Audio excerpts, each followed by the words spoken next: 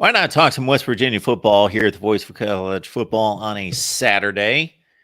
Got Joey Foster on the line. Joey, how you doing? Good, man. How's it going, man? Everything's going good here. I'm getting moved into my new place. Be in my new office come Monday. Still in my little makeshift office here, kind of a laundry room in my wife's aunt's house. So hopefully this is the last time here. Last time here. Okay. We'll see you in the new digs. And it rained here all morning, but I looked at the weather forecast. It's sunny right now and it's supposed to be sunny for about a week straight. So looking forward to that. About sunny and 80. Raining pretty hard out here where I'm at right now. So yeah, we had that this morning. All right, folks, leave those comments and questions there in the chat. And we'll let you know that we've got a interview in the can with head coach Neal Brown. So be looking out for that. We're going to release that on Monday. So that's going to be released on the main channel. It's going to be released on the West Virginia channel. And it's a good reason to subscribe to the West Virginia channel. So what you get there is you get Wolfman, Dale Longley, each and every day. Wolfman's Call. You get that Monday through Thursday there on the West Virginia channel. So subscribe. And again, we had an interview with Ren Baker several months ago. We've got Neal Brown. So don't know that you're going to find those kind of interviews just about everywhere. And then, of course, Wolfman gets interviews with former West Virginia players all the time. So lock in on the West Virginia channel. Get us to 1,000 and beyond that. So sub on up at the West Virginia channel. Yeah, guys, we appreciate it. You know, we want to get this channel to 1,000. Last time I looked for like 9. What were we at? 970, 971? No, maybe? We're not quite. Not quite there. That level. I just looked at it. Okay. We're maybe more in the 945 or 950 range. Well, anyway, what we got to do is we got a Georgia channel too, and Georgia's like in the same boat. So we got to get West Virginia past Georgia. If we can get West Virginia monetized before Georgia, look how proud we'd be. Let's get Georgia's West Virginia about 100 behind, so West Virginia should be able to do that. Let's get both of them monetized. Let's do that. That's for sure. That's for sure. We got all the 7 people on here right now, but we expect more to watch. So those people that watch later, Joey, I've got people that tell me almost every day, and they're different people. Mark will do anything to support you. Anything we need to do, support you. Go subscribe to the West Virginia channel and subscribe to the Georgia channel. Yeah. Subscribe to any channels, but those are the 2 that we need to get into the YouTube algorithm at 1,000. Yeah, I've subscribed to every channel of Mark's and actually watched probably 90% of the shows most of the time. I mean, so there's some really good shows. You're a glutton for punishment, Joey. Ed Rogers I did not TCU. have time. I wanted to produce banners so people could see this graphically, but we'll go through a lot of news and notes that are going on right now with West Virginia football. There's a really good linebacker, despite not having a great rating and ranking right now. I got to think based on his offers that this rating is going to change. And we're right about the time that this latest cycle of rankings is going to come out. So these recruiting services switch up their rankings and they re-rank 4 times a year. And one is in the summer. So they're going to see a lot of these kids during camps in May and June, and then they'll re-rank them before the next football season. And I am guessing that this player ranking is going to jump. He's the number 85 linebacker in the country. He's the 126th ranked player in the state of Florida, Nicholas Rodriguez. But he's got offers from Louisville, LSU, Miami, Ohio State. No, he's got 22 offers. Let me clarify that. He's got 22 offers and probably would have more than that, but schools know that he's not going there. His 6 are down to West Virginia, Louisville, LSU, Miami, Ohio State, Tennessee. So that's a good list. So big time programs want him. That's a good thing is, and I don't know if anybody pays attention to this, but if we can get a recruit on the campus, we generally land them. It's getting them there, getting them there for a visit. That's always the most difficult thing. Once they get there and visit and they look at the facilities and they're like, wow, and then they go to other places Like when we got Rodney Gallagher, right? He visited West Virginia, Penn State, Notre Dame, and stuff, but committed to West Virginia and even committed early. He really liked West Virginia, and that's about how it is. Nico Marcio was the same way. Recruited by Florida State, Florida, Arizona, other schools. Visited West Virginia, boom, he's committed pretty much right away. Our facilities are just like state of the art; they're out of this world. So, if we can just get them on campus for a visit, that's when I'm happy. It's getting them there for a visit. So I think we've got a really good chance at this Rodriguez kid. I know that it's going to be tough at the likes of LSU and Miami and there for sure, and Tennessee, but still, yeah. Knowing that he's been to the campus, knowing that he's probably going to return to the campus again, I think we'll grab him. So again, 6 offers, including West Virginia, or not. I keep saying that 6 offers, 6 that he's down to. He made that announcement here out of St. Thomas Aquinas there in Fort Lauderdale, Florida. His team went 14-0 and won a state championship last year. He had 93 tackles, 10 tackles for loss, 9 quarterback hurries, 5 sacks, 2 forced fumbles, 2 fumble recoveries, picked off a pass, and had a blocked field goal. Nicholas Rodriguez out of St. Thomas Aquinas, that would be a great get. You get a player who's been offered by and has his list down to the likes of Ohio State, Tennessee, Miami, of course, right in the backyard, LSU. Wow. Yep.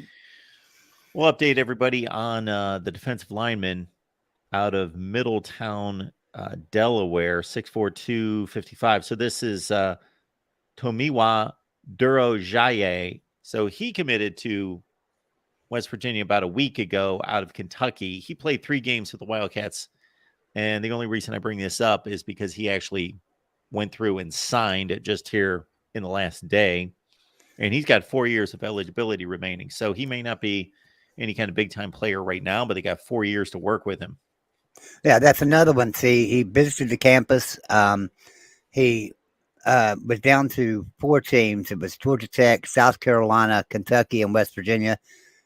Chose Kentucky, like you say, was just there, played 3 games, now leaving to go to West Virginia. So that's another one that, even though we didn't pick him up at recruiting level, we still got him back. So that's the good thing about getting him on campus. And these days, in the day of NIL, it's almost imperative to get him on campus, see what the university has to offer, so that if money does come down the line for them later on in the form of NIL, they know what to expect. So I'm happy to get that. We need defensive players too. So. And then they actually got a commit here, did West Virginia, out of Cincinnati, Ohio, Anderson High School, this Jack Samarco. So he's a tight end. He had 13 offers, a lot of I don't remember the offer list now. I remember seeing Temple, Iowa State. So he had some about split between halfway about between Power 5 and Group of 5. 62nd rated tight end in the country, number 58 rated player in the state of Ohio, Jack Samarco. Yeah, I don't know a lot about him either. I actually just came across his name today. So, yeah, 6'6", 242. And West Virginia is really working real hard to get good tight ends right now. During the days of Dana Holgorsen, we had a little bit of tight end play, but not tremendous. Neal Brown's taking us back to the tight end play, back to Don Neal and Rich Rodriguez days. So now, Joey, I think that this next bit of news here is really significant. People want to always hear about the transfer portal and about recruiting, and I get it because it's about the future and it's about player acquisition. But for a player on a team that was 5-7 at a position where you don't accumulate statistics, to be named first and second team All-American. Yeah. Because, he's not drawing attention from being on a 5-7 team, number one. Number two, it's not like, okay, he was on a 5-7 team, but he ran for 1,500 yards. He must be really good. Zach Frazier, the center. So he's been named first team All-American on Athlon. He was first team by the Big 12 writers. He's on the second team for Walter Camp and also the coaches Big 12 rankings. Excuse me. He's played 35 games, started 34 of them, so he's durable. You're looking at a guy that on a 5-7 team last year that gave up, a tremendous amount of sacks. I couldn't even tell you. He gave up 1 sack all year. One person got by him all year. So this is a real man on our offensive line, and yeah. So he's going. There's no doubt about it. He's going to be a great NFL player one day. This guy, yeah. It's just don't get by him. So I'm looking right here. It says 12 games last year, allowed only 1 sack, produced 51 knockdown blocks. So yeah. And he had, but the coaching staff considered to be 38 great blocks. So like grading out to the top. So because they like to grade him and stuff, and so they graded him out at the top on 38 of his blocks. So that's pretty good. Yeah, there's another stat here that is released by Pro Football Focus that said that he played 11. I don't want to call them perfect games, but basically he did not miss an assignment in 11 of their games out of 12. Right. Did not miss an assignment. Yeah, he is. He's something else.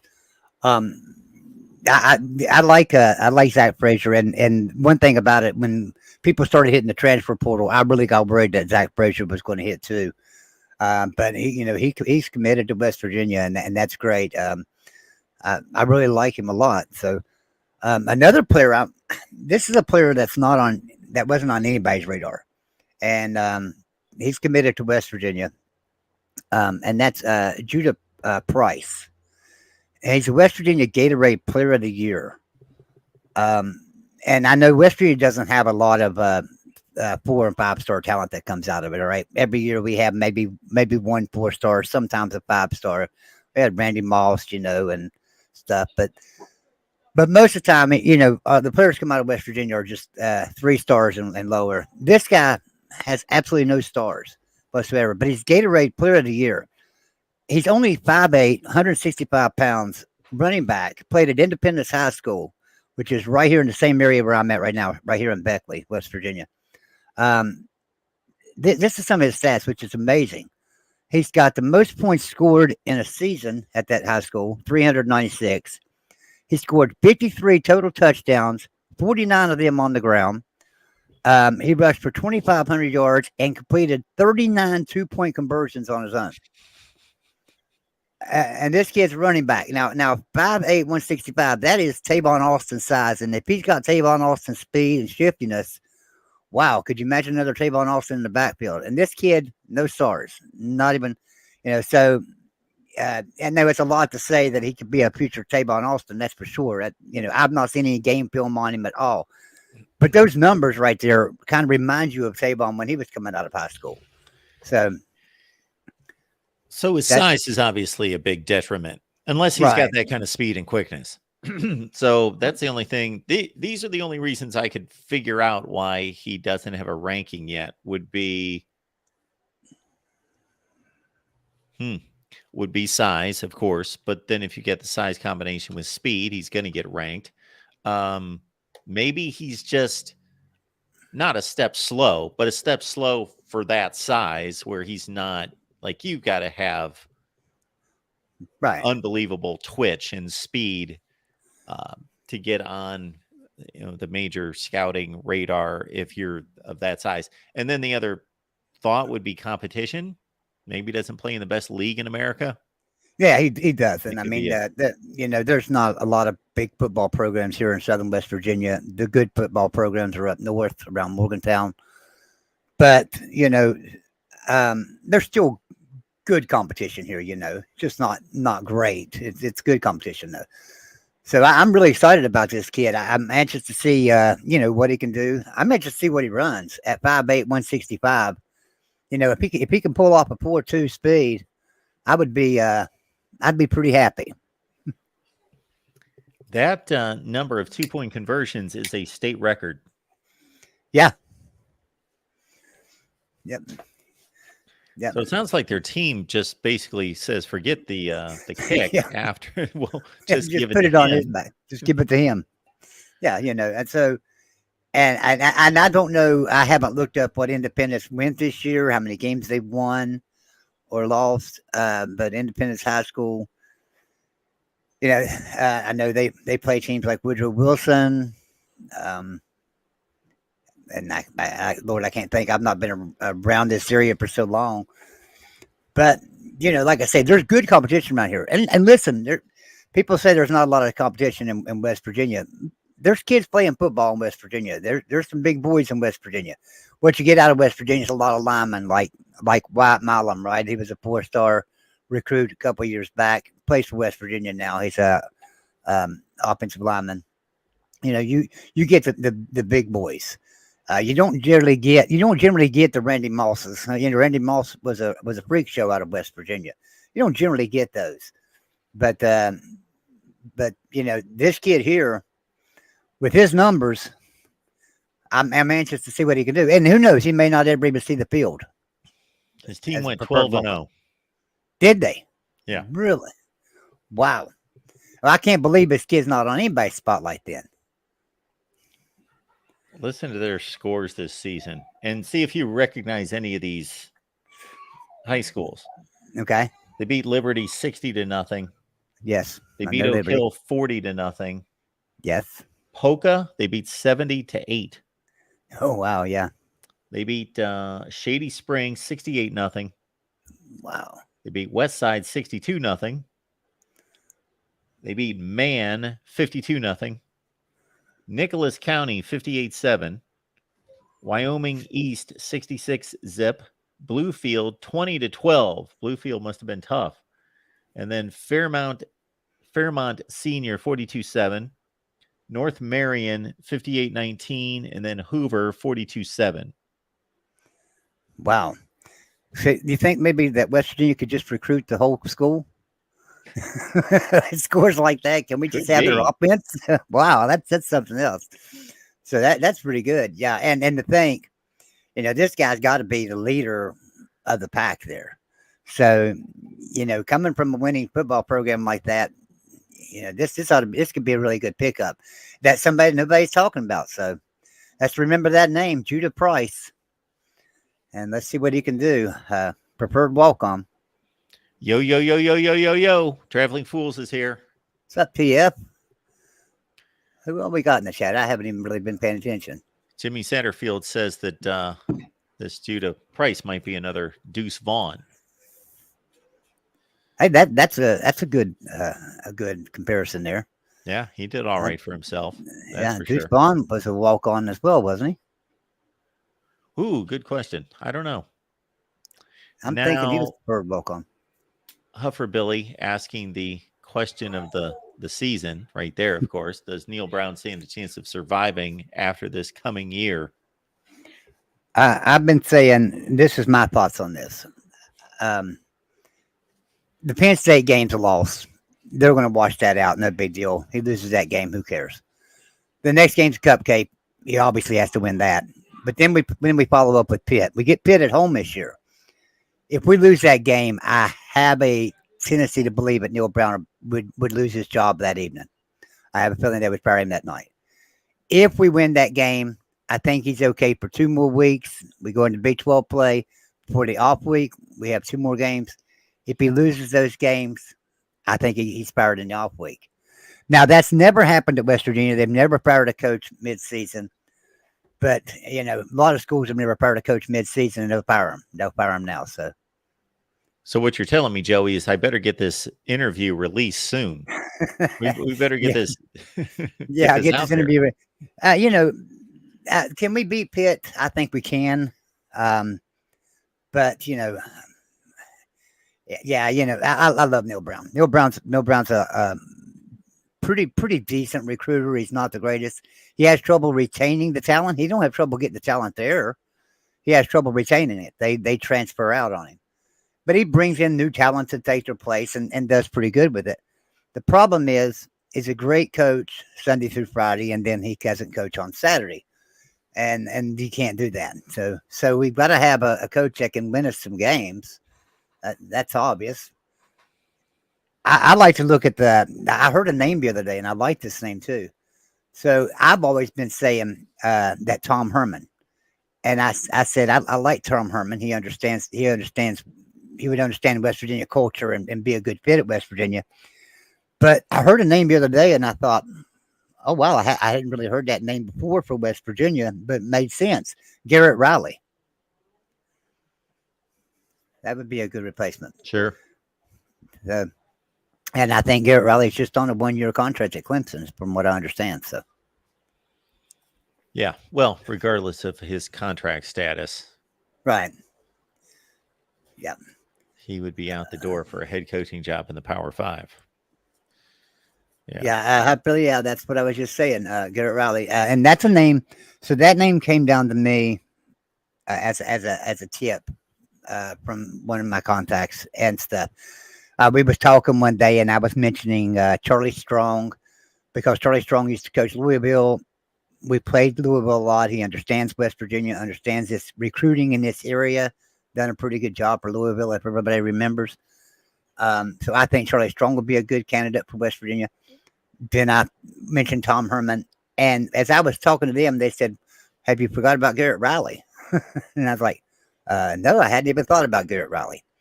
And they said, "Yeah, you might want to put him on your radar." So,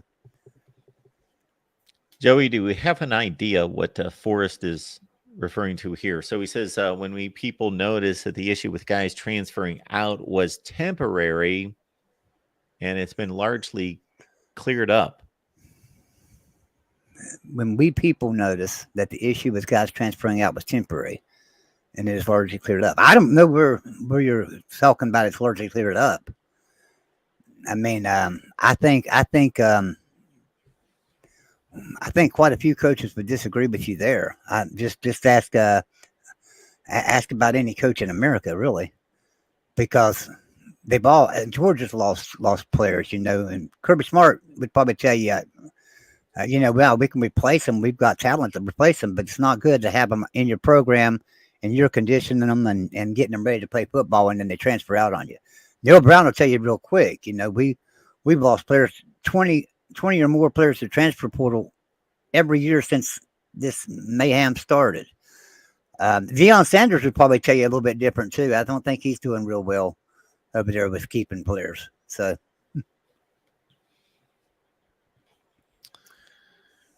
Antoine is asking about Jeray Hawkins. So Jeray Hawkins, I'm not going to be able to, Antoine, give you any kind of tremendous insight into Jeray Hawkins besides knowing the name and now looking at his numbers here. So when I looked at his numbers in terms of his rankings, I thought, are we talking about the same guy? Because I don't think West Virginia would be in the running, but it's showing that they're in hot pursuit, and they're one of the warm teams that he's interested in. So 5'9", 165 out of IMG Academy. According to 247 Sports, he's a top 100 player in the country. He's top 20 player in the state of Florida, number 17 wide receiver. So he can play. He's got 18 offers, including Florida, Miami, Penn State, Louisville, West Virginia, and all of those listed as warm.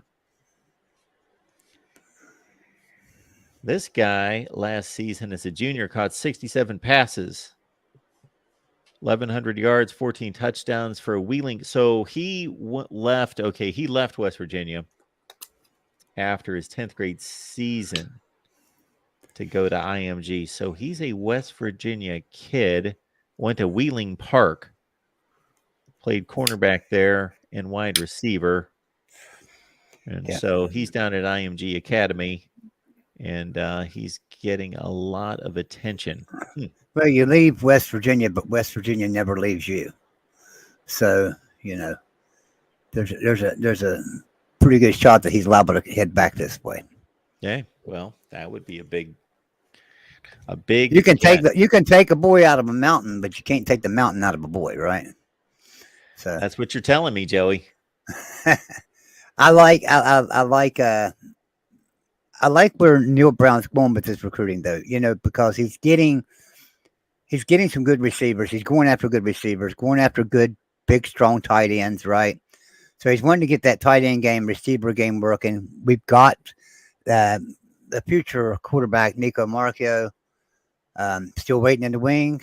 Don't know if he'll get to start this year, but he's going to be a tremendous player when he finally does get to start. Now, we had all the pieces in place for him right now. I'm not sure. The offensive line, we got a little bit of weakness on the offensive line, but with people like Zach Frazier up there, I'm sure that the players will dig down a little bit deeper to do some good blocking. Now, I don't worry about running back with CJ Donaldson, but I don't like the fact that we lost Tony Mathis to the transfer portal. Tony Mathis was our backup and really could have been a starter. It was really just flip a coin between him and CJ Donaldson. And Tony Mathis is a good, strong back, and he decided to leave. He wanted a bigger role. He wanted to carry the ball more, and unfortunately, there's just not enough carries in the game when you have somebody like CJ Donaldson in the backfield. So he left the program. I wish him well. I'm not sure if he's landed anywhere. I think I seen something the other day. Tony Mathis landed somewhere. Was it? We'll find out. Seems to me like it was LSU or somewhere. Oh, that does sound familiar. I don't see anything here. Can't remember who it was. Feel like he landed somewhere.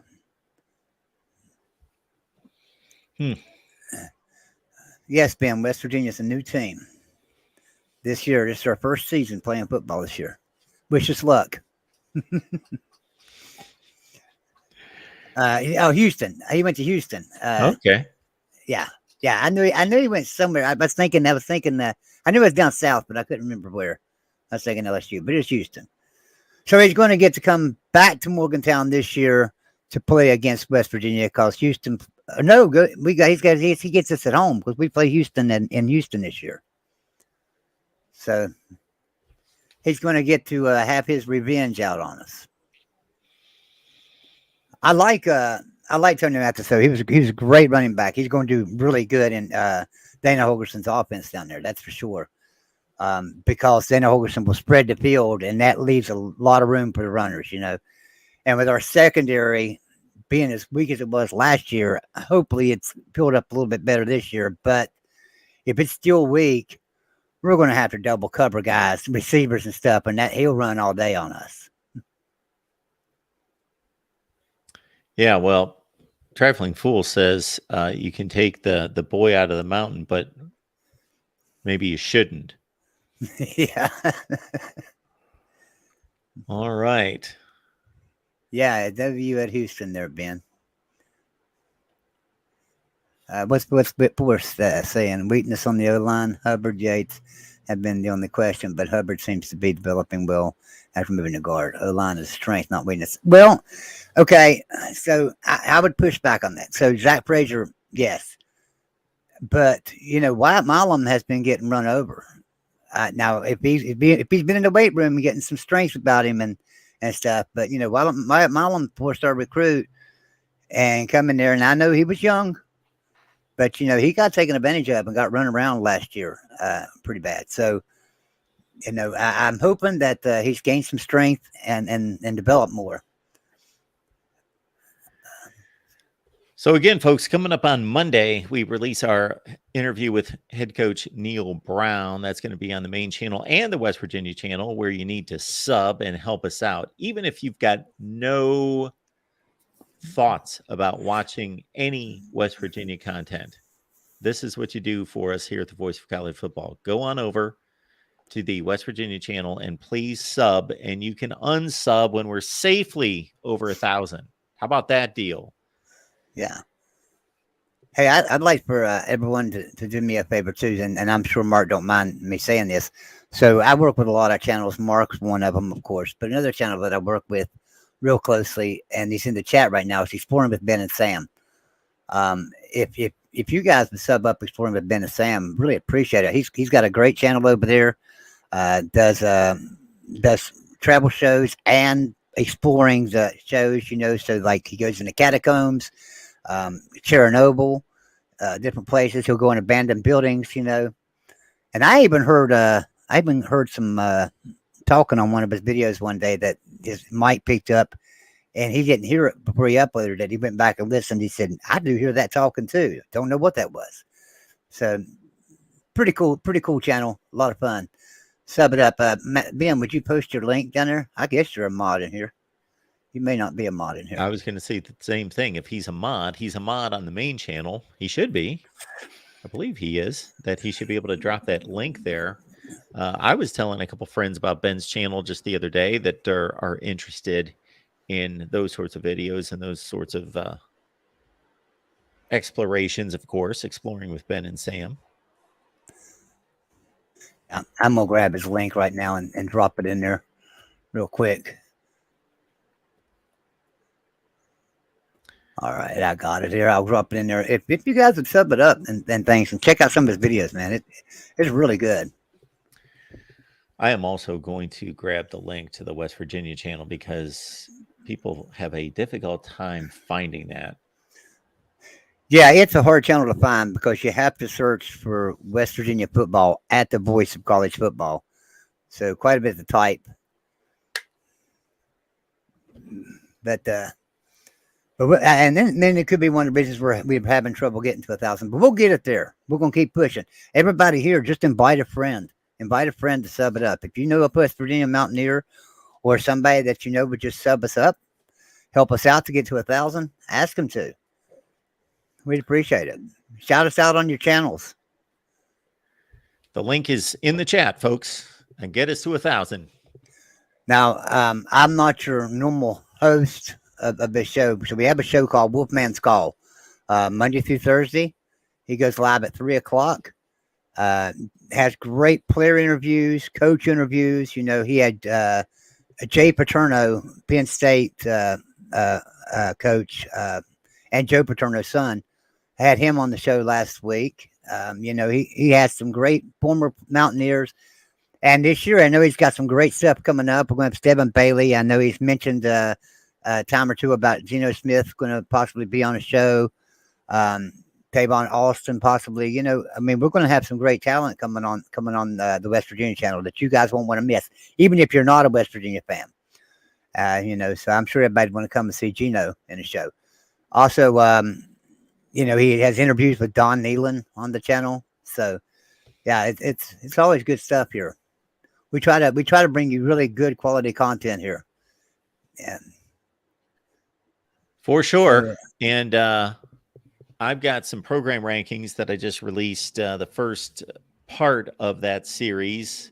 So ranking all the programs for 2023, we'll see where West Virginia lands. We released 133 up to 100. And actually, I had to jump off to get to this live stream, but I was in the middle of recording the next segment, 51 through 99. So check out those program rankings. What we're going to do is we did the same thing last year. Is I'm going to release all the program rankings, wait a few days, then we're going to do a live show so all of you can call in and respond.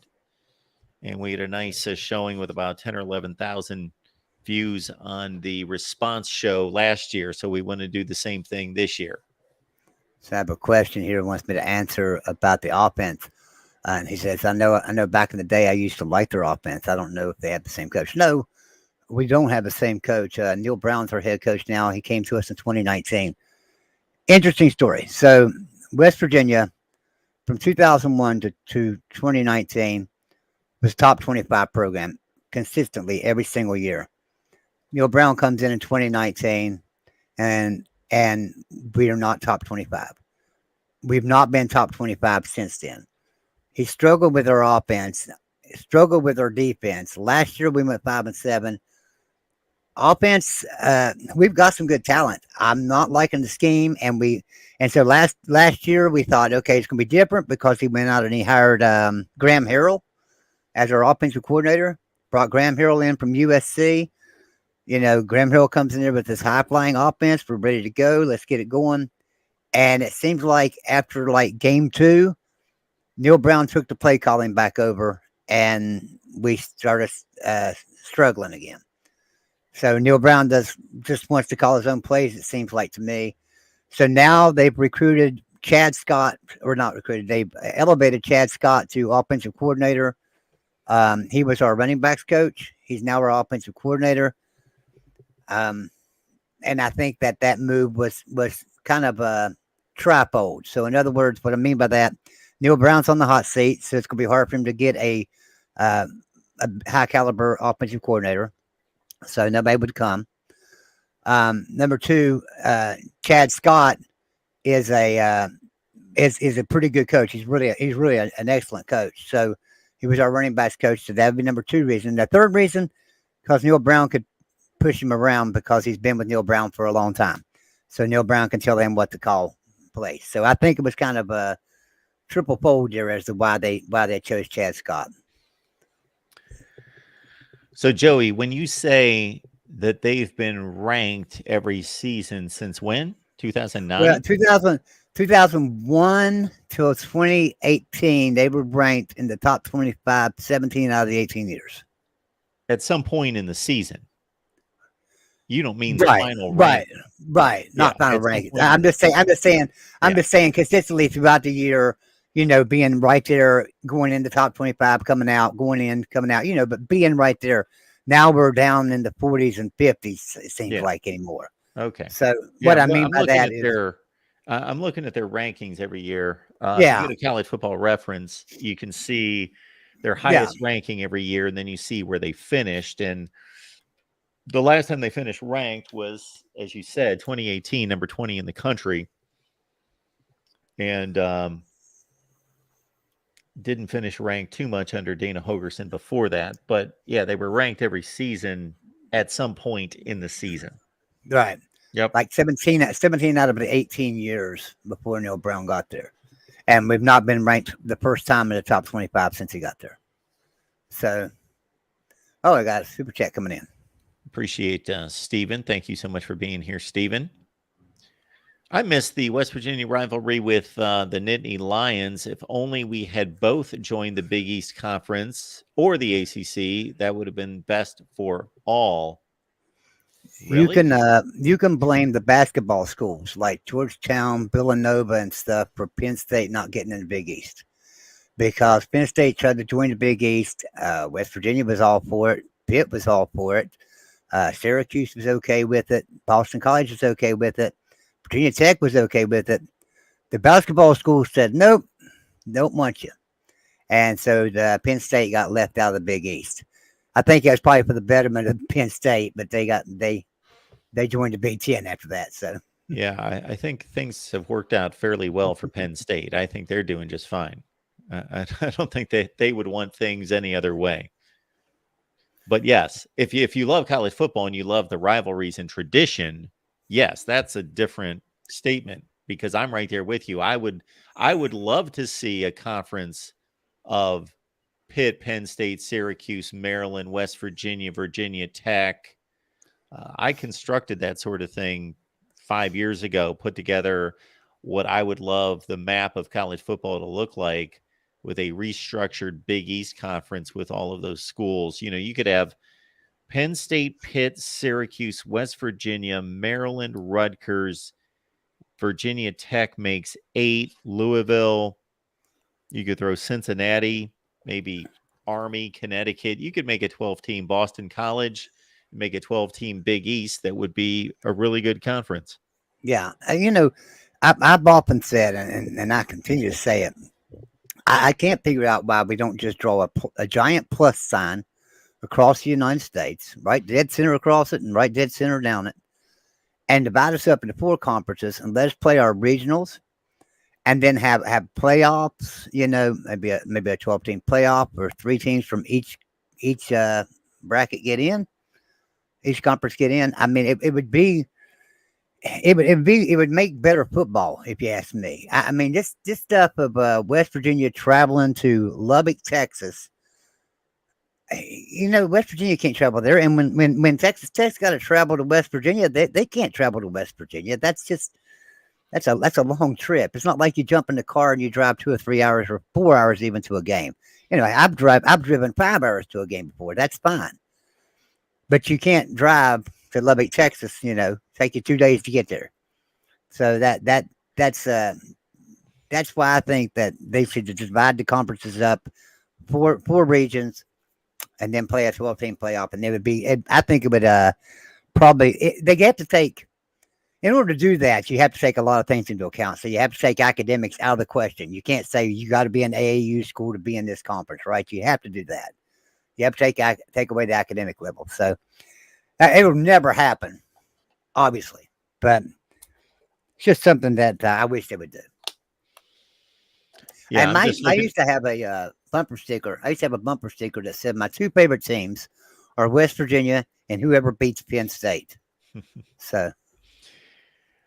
Well, I'm thinking about that map and how that would look. Now, I get your concept, and I agree that I want these schools and these football programs to be in regions playing against their own territory. But like you say, that's slowly leaving us or quickly leaving us. But yeah, I would like to see how that would play out in regards to a lot of those teams in the middle. But yeah, it could be done. So there's two basic reasons why that's not going to happen. Number one is money. Number two is organization, that nobody's in charge of the sport.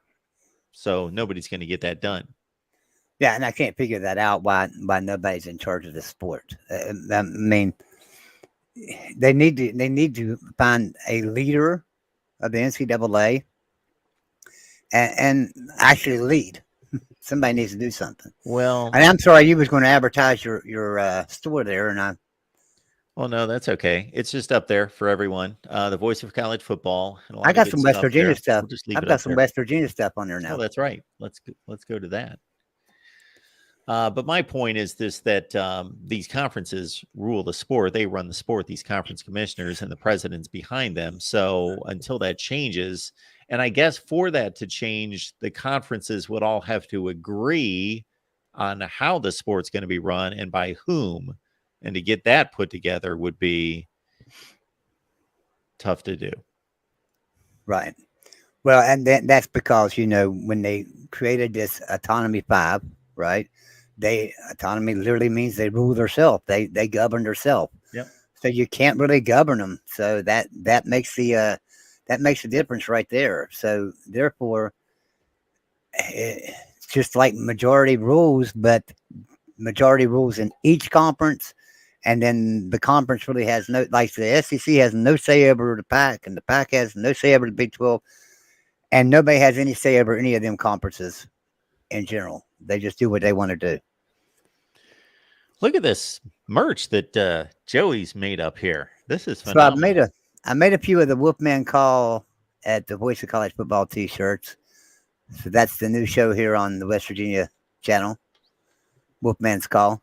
And I'll be putting more merchandise in there too that just says West Virginia football at the Voice of College Football. And I may even have that, I believe. I do, without Wolfman's Call. So.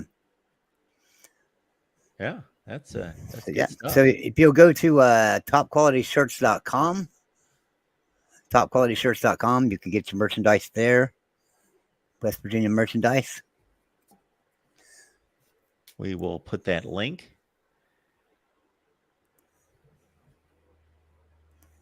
Right there in the chat.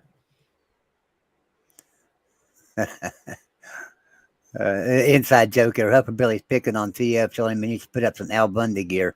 I know what he's talking about there. It's kind of funny. So let's see what this one says. Can you ask a West Virginia guy, who do we think would be a perfect fit? Because when I'm talking about West Virginia offense, I'm talking about the era of Vic personally. I think Baylor's offense coordinator would fit. The era of Vic, that you're talking about Mike Vick? That was at Virginia Tech. Mike Vick played for Virginia Tech. If that's who you're talking about. Yeah, what do we got here? Vic, V-I-C, Vic. I can't think of anybody else that would be. Yeah, it has to be Mike Vick. And he played for Virginia Tech. He didn't play for West Virginia. West Virginia quarterbacks have been like Jeff Hostetler, Pat White, Major Harris, Clint Trickett, Geno Smith. Um, but I get what you're saying. We do need better offense. So who would I think would make a good offensive fit? Tom Herman. Honestly, Tom Herman. Um, Garrett Riley. We'll have to see how Garrett Riley does at Clemson this year. And hey, who knows? Maybe he gets a nod for a head coach at West Virginia if he can do pretty good at Clemson as the offensive coordinator. Okay, he's saying here. I know he played Virginia Tech, but that was yours. I'm talking about your offense. Okay, yeah, I just think Garrett Riley or Tom Herman. If you look at offense styles that would fit West Virginia, that's a couple of offensive styles because you got to think back to under Don Nehlen. So Neal Brown is a Don Nehlen coach, so to say. All right, if you think back to Don Nehlen era of West Virginia football, we were really good under Don Nehlen, but it was a different style of football. Neal Brown kind of runs that same kind of offense as Don Nehlen did. So it changed up when Rich Rodriguez came to West Virginia. Our offense changed everything. And then after Rich Rodriguez left and we got Bill Stewart for a couple of years and then brought Dana Holgerson on, our offense completely changed and went high flying, the mesh, just running a mesh all the time and up and down the field like crazy.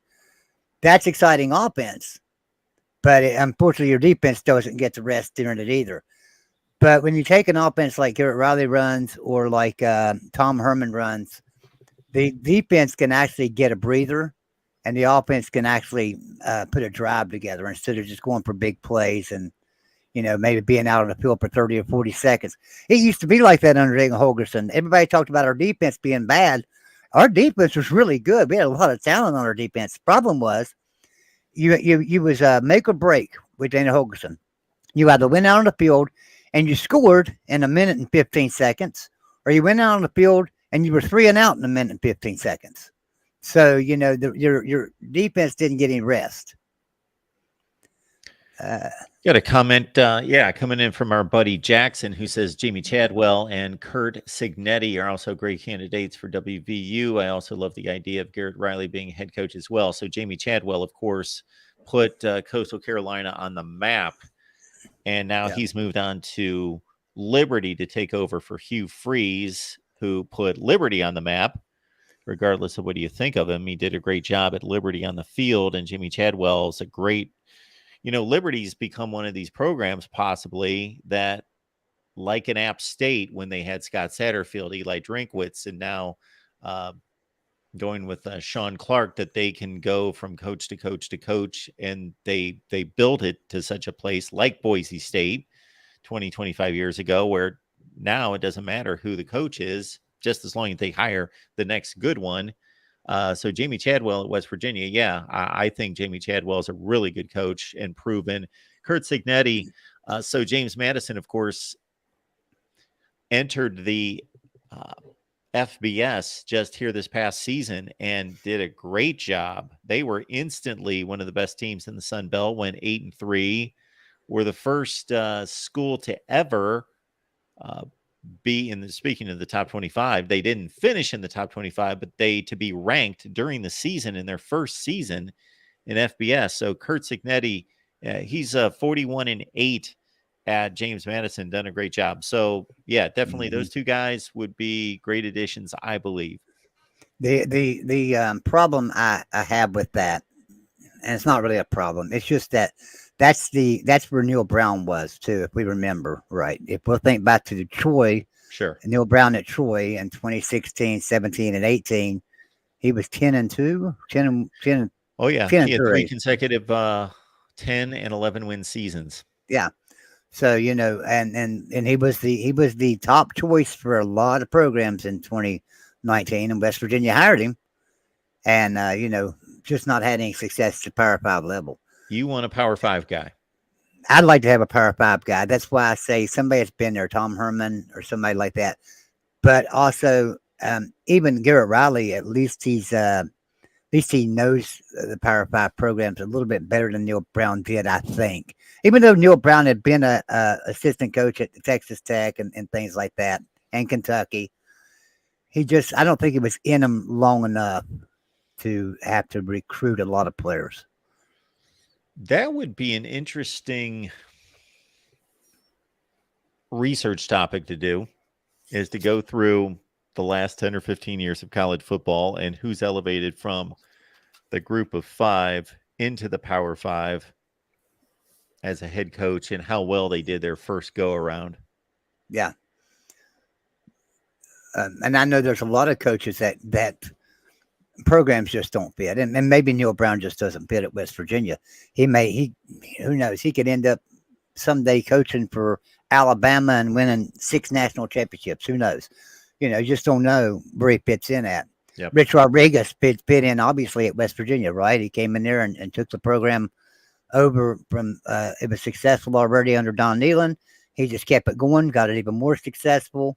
Went to Michigan and flopped. So our buddy Twisted Rooster says that Jamie Chadwell is a difficult character. I think that's why he's missed on some bigger jobs. I don't. I know that he's been discussed and he's brought up, at least by fans, for bigger jobs when those come open. But as you guys have notice when a job comes open of the various, instantly on all sorts of websites, you'll see the list of names that come out versus the guy that eventually gets hired. It's usually not on that obvious list of 4 or 5. Usually. Now, this one's confusing me now, because a while ago you said our offensive line was the strength, and now you're saying we need to have a strategy of getting offensive linemen out of the portal. I don't understand that, because a while ago you said it was our strength. It's not our strength. Our strength is our running back room, without a doubt. But I agree with you here. I do agree with you here. We need to get some offensive linemen out of the portal. I do agree with that statement. So Sandra says Jimbo may be available next year, and he's from West Virginia. Jimbo Fisher, great guy. I mean, he's a true Mountaineer. Really is. He comes up here quite often, visits. He goes to dinner, local restaurants. He'll sign autographs, sits there, eats dinner with just everybody and sits there and talks. Great guy, supports the university, contributes to the university, and everything like that. As a head coach of West Virginia, I don't know. I don't know that that would ever happen, to be honest with you. I would tend to want somebody who's on the rise. I want a young guy on the rise, not a super young guy, but a guy that's proven something to some extent, but he's on the upward climb. He's still hungry and he still wants to work. And I'm not saying Jimbo Fisher doesn't want to work, but a guy that's on the rise rather than a guy that's coming back on the other side of his career. Yep.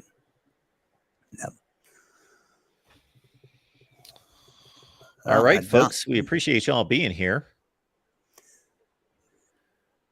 We get together each and every week. I know that we're a bit inconsistent on when we get together. We'll get that nailed down at some point. But Joey and I thought it was important to get together, talk some West Virginia football. We had, if you've missed most of the show, which most of you on here right now have missed the nuts and bolts, the meat and potatoes of what we talked about early with, Nicholas Rodriguez, the linebacker out of Fort Lauderdale, who's put West Virginia on his top 6 list with Ohio State, Miami, and Tennessee and others, LSU. The Kentucky defensive lineman who is signed here just in the last day. He's got 4 years of eligibility. We've got Jack Samarco, the tight end out of Cincinnati, who has committed to West Virginia. And Zach Frazier, again, arguably the best center in college football, and all the accolades that he received from preseason watch lists on Athlon, Walter Camp, writers, coaches, polls in the Big 12, all naming him first or second team All-American. Yeah. And again, one more coming up on Monday, I just want to highlight, sorry, Joey, Neal Brown, the Neal Brown interview we will release on Monday. And one more time before we get out of here, I'm going to post Ben and Sam's link one more time for him, because I tell you, I don't know if anybody's seen Ben and Sam's new videos. They're doing a great job of editing. They're doing, and it's really, really good. I mean, I'm enjoying watching them. They're a lot of fun. So go over and check out Ben and Sam. Check out his videos and stuff. I mean, he's doing a great job over there. Absolutely. But Jackson, thank you for the reminder. 98 days until week 0, 103. This is obviously a Saturday, so we're on an even day in terms of the week numbers. I believe it's 13 weeks, maybe 12. It looks like. I think your numbers are off there. Anyway, we're not going to get into all of that, but it's hey, I'm whatever fired up. times I'm 7. ready. It's whatever I times wish 7. 13 times 7 is 91. Whatever it is. Until week 0, week 1. I wish we were 7 hours. I wish we were 7 hours from kickoff right now. That would be exciting. Yeah, if we can keep this weather at 80 degrees through football season, I'm right there with you, Joey. That's the only thing I don't like about football season. That is the only thing I can think of that I don't like about football season is the weather getting cold. But we'll see. I've always wondered, would you, if you played football through the summertime, through June, July, and August, if you played football through then, would you recruit the same? I mean, would you want some 350-pound linemen out there in that heat? Well, how many players? I don't know where you're going to play these games because it gets hot just about everywhere. You could even go up to Minnesota and it gets hot in the summer. All right. All right, folks, appreciate you being here. And again, please check out the remainder of the show. So if you're just jumping in here, we've been on here for 55 minutes to an hour. So check out what you missed and all the West Virginia talk at the top of the show. And we will be live here very soon. I don't know exactly when. Our next scheduled live show is coming up Monday at 6 Eastern with the Big Ten live show, but we'll be live before that. And, or I definitely will produce content before that. We've got our program rankings series continuing as well. Special prayer and a special shout out for BBD, Big Ball Daddy, in case y'all haven't heard, is in the hospital. Last I heard was late last night. They said he's in stable condition. But you know, they were saying that his oxygen was so low that he's most likely suffered some brain damage. So, but let's pray for him. Keep him in your prayers. Absolutely. Wow. Okay. Yes, everybody remember BVD. Thoughts and prayers. Absolutely. Thank you, Mark. Thank you, Joey. Thanks for making this happen. And we will see you soon. All right. And see you everyone guys else later as well.